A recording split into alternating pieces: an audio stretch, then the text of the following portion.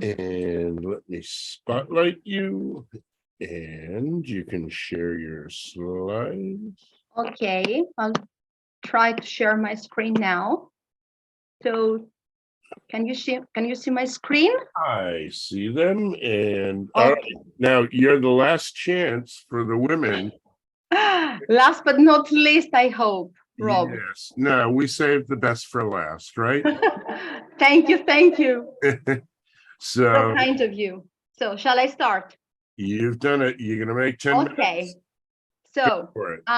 it's been exactly 3 years since the last time I participated in EFLtalks, and things have changed a lot since then in our teaching practice because of all these pandemic situation. But I think that one of the things that have remained the same is teachers' effort to foster our students' autonomy.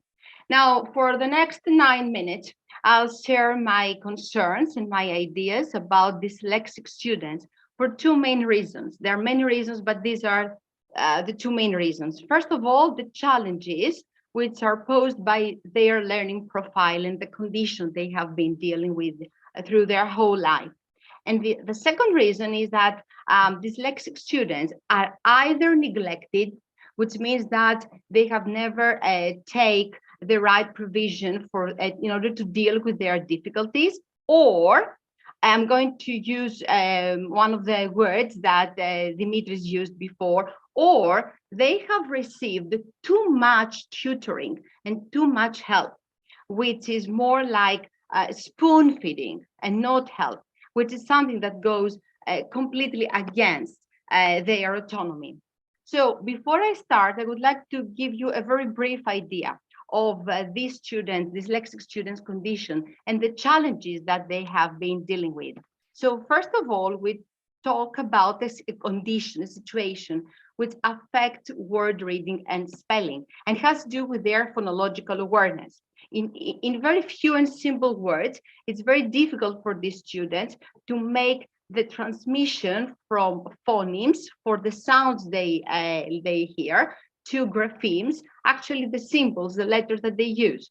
And by definition, and because of the nature of the language, the English language poses an extra difficulty to these students because of this deep orthography that this language has. So it makes things even more difficult for these students.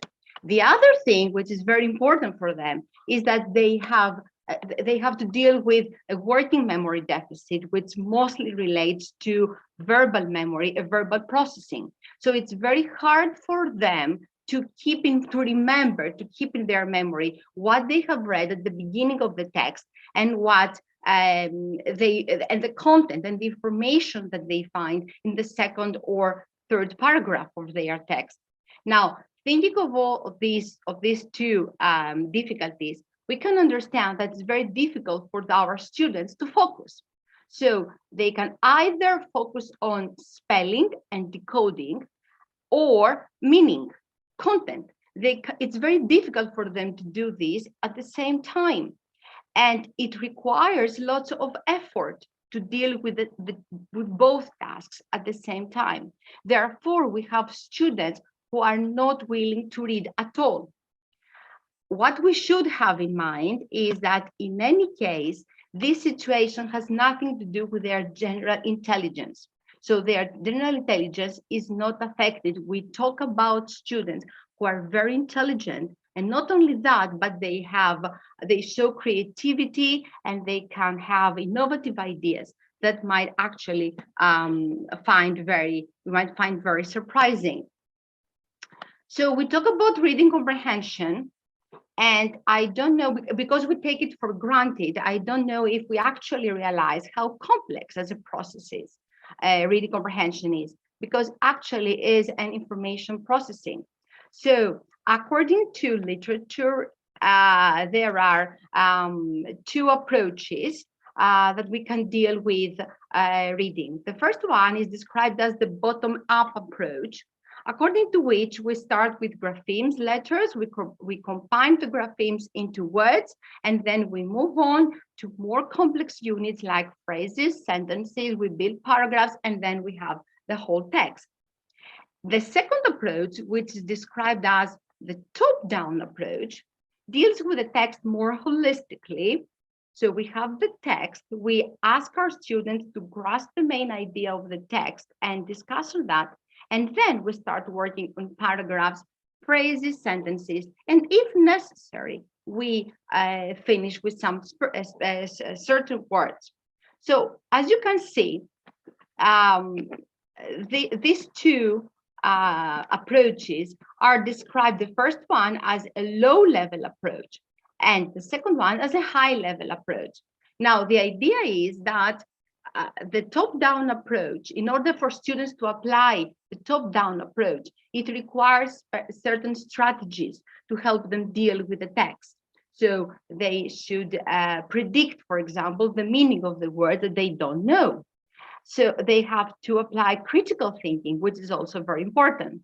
Now, the truth of the matter, however, is that in our teaching practices, what second language teachers actually use is the first approach. So we start with endless vocabulary list, and we think that as long as our students know the meaning of these unknown words, they're able to understand the text. But this is not the case, not only for dyslexic students, but even for our mainstream students. Now, we talked about strategies and the top-down approach. So according to International Dyslexia Association, prior knowledge, prior content knowledge is very important because it is a factor in the ability of readers to understand and analyze the information which is given in the text. Why?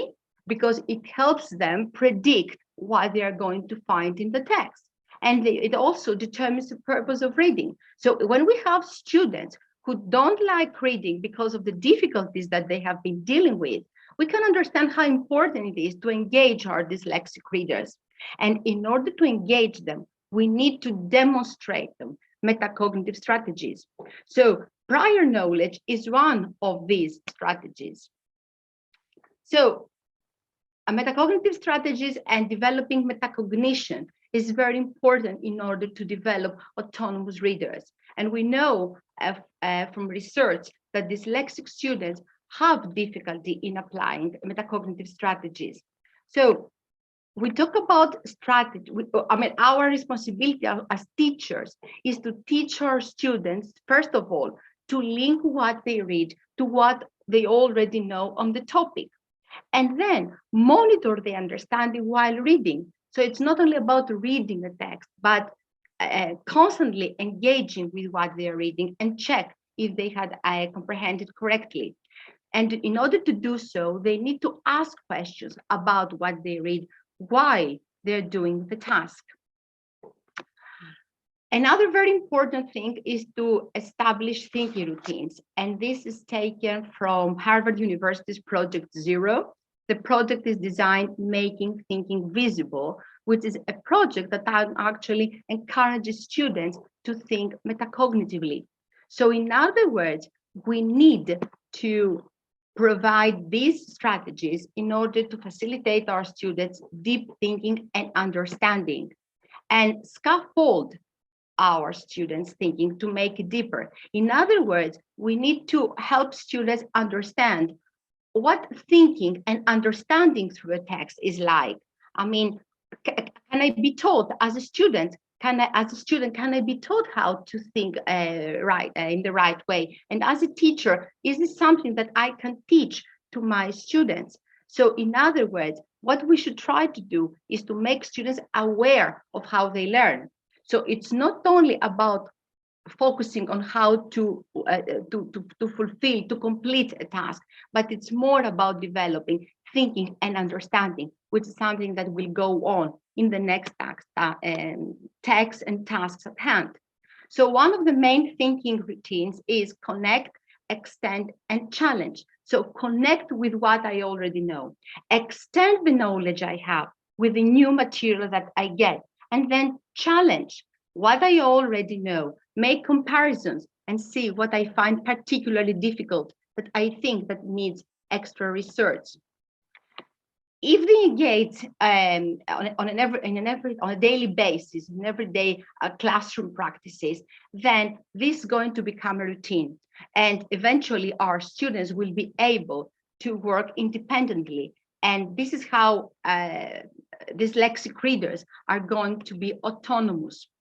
So what we should have in mind that dyslexic students may never become efficient word readers because of their condition, but they have all the potentials to become proficient in reading comprehension if they are given the right metacognitive strategies. Thank you. This is my reference list, and I think that I am in time and on time. You hear that? Perfect.